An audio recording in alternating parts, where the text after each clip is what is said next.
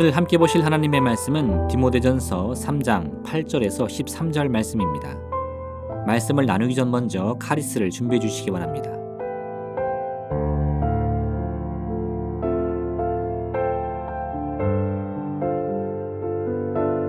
이와 같이 집사들도 정중하고 일구이언을 하지 아니하고 술에 인박히지 아니하고 더러운 일을 탐하지 아니하고 깨끗한 양심에 믿음의 비밀을 가진 자라야 할지니 이에 이 사람들을 먼저 시험하여 보고 그 후에 책망할 것이 없으면 집사의 직분을 맡게 할 것이요 여자들도 이와 같이 정숙하고 모함하지 아니하며 절제하며 모든 일에 충성된 자라야 할지니라.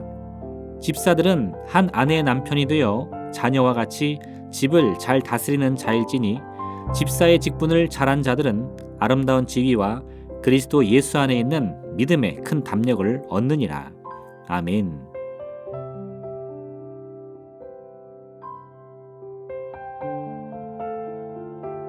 오늘 본문은 사도 바울이 생각하는 집사 직분을 맡은 자의 모습을 일러줍니다. 집사의 직분은 감독을 도와 교회의 여러 일들을 책임지던 사람들을 일컫는 말이었습니다. 즉 집사는 곧 교회 공동체의 리더로서 크고 작은 그룹을 이끄는 책임을 맡은 자였습니다. 이에 바울은 공동체의 리더가 가져야 할 덕목에 관해 말하고 있는 것입니다. 왜냐하면 리더란 공동체를 관리하는 것만이 아니라 그 공동체에 속한 이들의 삶과 그 환경까지 함께 책임을 져야 하는 막중한 자리였기 때문입니다.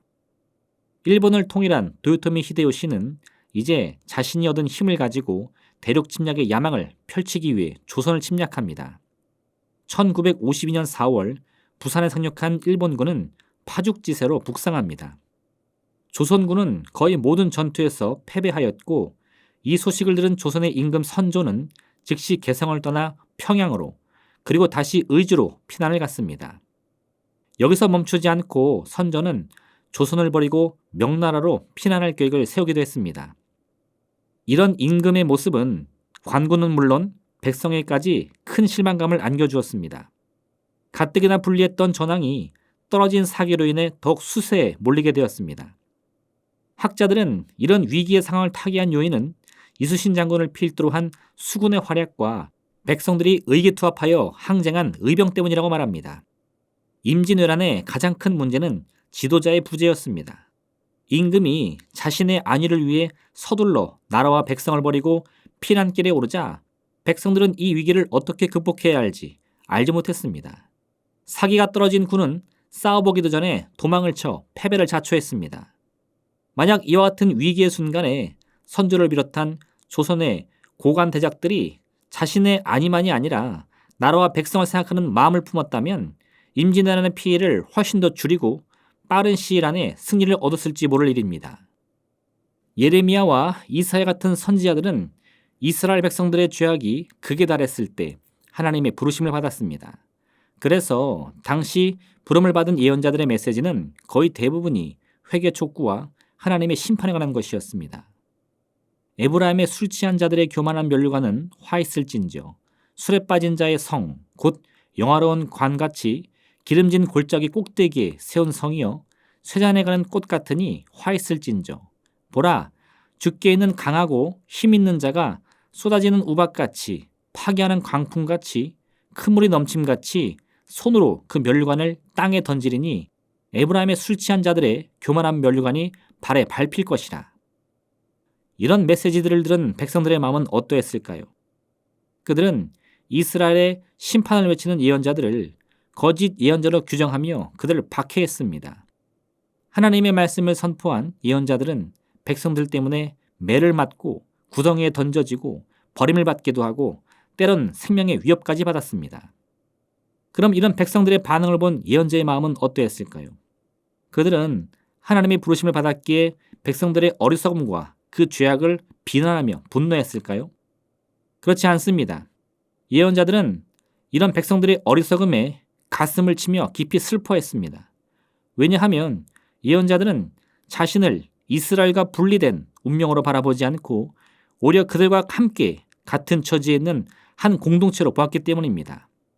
자신의 입술로는 하나님의 심판을 외쳤지만 그들의 마음과 생각 속에는 스스로의 죄악을 깨닫지 못하고 여전히 멸망의 길로 가는 백성들을 향한 안타까움과 슬픔이 가득했던 것입니다. 자신이 하나님께 부름을 받았다고 해서 하나님의 심판을 피할 특권을 가진 존재라고 이해한 것이 아닙니다. 예언자들은 이스라엘과 자신들이 같은 운명에 처한 운명 공동체임을 올바로 인식하고 있었던 것입니다. 이스라엘 백성을 애굽에서 인도한 모세는 결국 가나안 땅이 보이는 모압 평지에서 눈을 감았습니다. 백성을 이끌고 가나안 땅을 정복한 여호수아 역시 인생의 마지막 때에 온 백성을 세겜에 모으고 그들과 함께 하나님을 향한 믿음과 충성의 사역을 맺습니다. 이스라엘과 유다가 멸망할 때 예레미야는 백성의 무리들에게 이끌려 애굽에 끌려가 숨을 거두었고 에스겔은 바벨론의 포로로 먼 이국 땅으로 끌려가야 했습니다. 백성들의 책임은 곧 예언자들에게도 해당되는 것이었고 그들 역시 백성들과 함께 고통을 겪어야 했습니다. 왜냐하면 하나님께서 그들을 부르신 이유는 백성과 그들을 분리하기 위함이 아니라 이 예언자들이 백성의 리더로서 백성들을 더 옳고 선한 길로 인도해야 할 리더의 책임을 주기 위함이었기 때문입니다. 이것이 진정한 리더의 덕목입니다. 내가 책임지고 있는 공동체의 운명과 자신을 함께 묶기로 작정할 때 그 리더는 더 이상 사사로이 개인의 유익을 구하는 것이 아니라 자신이 책임지고 있는 모두를 위한 공동의 선을 추구하게 되는 것입니다. 예수님께서는 자신의 유익을 위해 이 땅에 오신 것이 아닙니다. 예수님께서 멸시와 천대 속에 십자가에 달려 죽으신 이유는 하나님의 백성인 우리 모두를 위한 일이었습니다. 이에 바울은 우리에게 이와 같은 참된 리더의 덕목을 요구하고 있는 것입니다. 부부의 서약을 맺은 남편과 아내는 서로를 위한 참된 돕는 배필이 될 수 있도록 온 힘을 다해야 합니다. 한 가정의 가장이라면 가족 공동체 모두를 책임질 믿음의 결단을 해야 합니다. 자녀를 둔 부모라면 하나님이 주신 이 어린 생명을 끝까지 책임질 각오를 해야 합니다. 이는 그저 내 자신의 것을 내어주는 희생을 의미하는 것이 아닙니다. 이러한 희생과 헌신이 나에게는 손해요, 남에게는 유익이라는 의미도 아닙니다. 오히려 이와 같은 희생과 헌신이야말로 우리가 살아가는 모든 날들 가운데 진정한 기쁨과 행복과 평안을 나의 삶 속에 가져오고 또한 누릴 수 있는 비결인 것을 일러주는 것입니다. 성경은 한결같이 주는 것이 받는 것보다 더 복되다고 말씀합니다. 왜냐하면 우리 자신이 리더의 덕목을 가지고 내게 주어진 가족, 친구 혹은 크고 작은 공동체의 모임을 책임지고 온 힘을 다할 때 하나님께서 직접 우리 자신을 진정한 리더로 거듭날 수 있게 우리의 모든 필요했을 것을 채워주실 것이기 때문입니다. 주라, 그리하면 너에게 줄 것이니 곧 후히 되어 누르고 흔들어 넘치도록 하여 너희에게 안겨주리라. 오늘 이와 같이 리더의 덕목을 통해서 하나님께로부터 복의 복을 받는 행복한 하루 되시기를 주님의 이름으로 부탁드립니다. 기도하겠습니다. 사랑의 하나님 아버지, 참으로 우리가 속한 이 가족 혹은 이 크고 작은 공동체의 모든 모임 속에 이 참된 리더의 덕목을 세우게 허락하여 주시옵소서. 모두가 함께 바라볼 수 있는 평안을 꿈꾸게 도와주시고 모두가 함께 누릴 수 있는 참된 행복을 우리 마음에 품게 도와주시옵소서. 이를 통해 비록 작은 희생과 헌신이 필요하다 할지라도 결코 망설이지 않게 도와주시고 기꺼이 나의 모든 것을 내어주어 우리 공동체의 덕목을 세움으로 말미암아 주께 부름받은 참된 리더로서 우뚝 서는 우리 모두가 되게 허락하여 주옵소서. 감사드리며 예수님의 이름으로 기도드립니다. 아멘.